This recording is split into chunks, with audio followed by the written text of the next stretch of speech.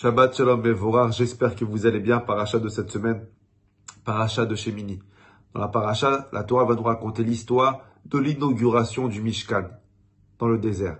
Ce jour-là, le 8e jour, ça a été le premier jour où les Kohanim ont béni à Israël. Ça a été le premier jour où les Kohanim ont travaillé au Beth Amikdash. Ça a été le premier jour où les Kohanim ont apporté des sacrifices. Et ça a été le premier jour où le feu du ciel il est descendu pour consumer ces sacrifices. Quelle joie il y avait ce jour-là, un point que le Midrash dit que depuis la création du ciel et de la terre, il n'y a pas eu autant de joie au ciel que ce jour-là de l'inauguration du Mishkan. Mais toute cette joie-là, elle était incomparable par rapport à la joie d'une femme. Cette femme, elle s'appelle Elisheva Bat Aminadav. C'était qui cette femme?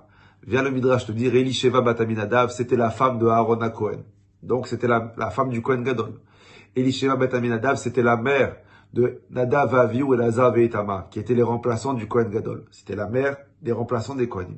C'était la sœur de Narshon ben Aminadav, qu'on a parlé de lui la semaine dernière. Son frère, c'était un prince. La belle-sœur de Moshe Rabbeinu, qui était le roi, et la grand-mère de Pinchas, qui était le Cohen qui allait en guerre.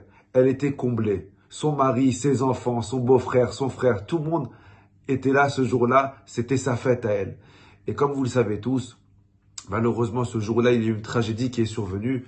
Nadav et Avihu, les deux enfants de Aaron à Cohen, ils ont fait quelque chose qu'ils n'auraient pas dû faire. Plusieurs explications. Et ils sont décédés ce jour-là.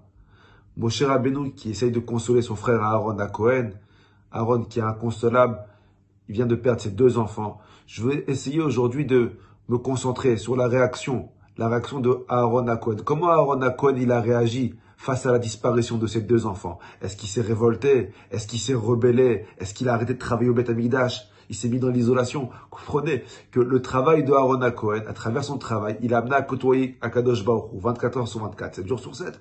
Comment Aaron à Cohen, il a réagi à la disparition de ses enfants? Et puis ça peut peut-être nous aider, comment nous on doit réagir face à un problème.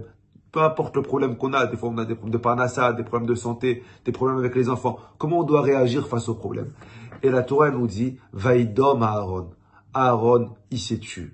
C'est ça le secret. C'est comme ça qu'on doit affronter les problèmes. Ça veut dire quoi, il s'est tué? Il s'est pas tué parce qu'il était en état de choc. Pas du tout. Il a choisi de se taire. Des fois, le silence est plus fort que la parole. Des fois, le silence est la plus grande forme d'exprimation qu'il peut y avoir. Choisir de se taire ne veut pas dire oublier ou se consoler.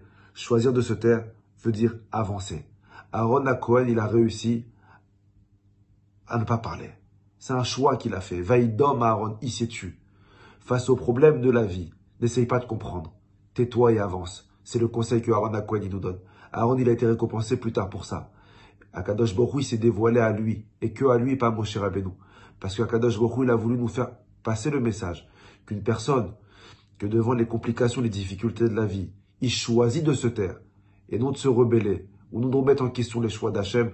Alors Akadosh Baruch Hu, non seulement il lui donnera les réponses à ses problèmes, mais Akadosh Baruch Hu, il parlera qu'avec lui. Que Akadosh Baruch Hu, il nous donne cette rochma-là de pouvoir choisir de se taire.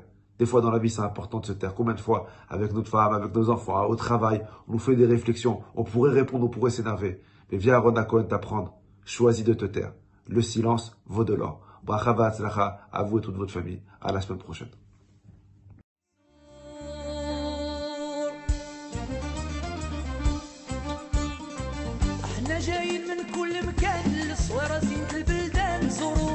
فرحان كذاب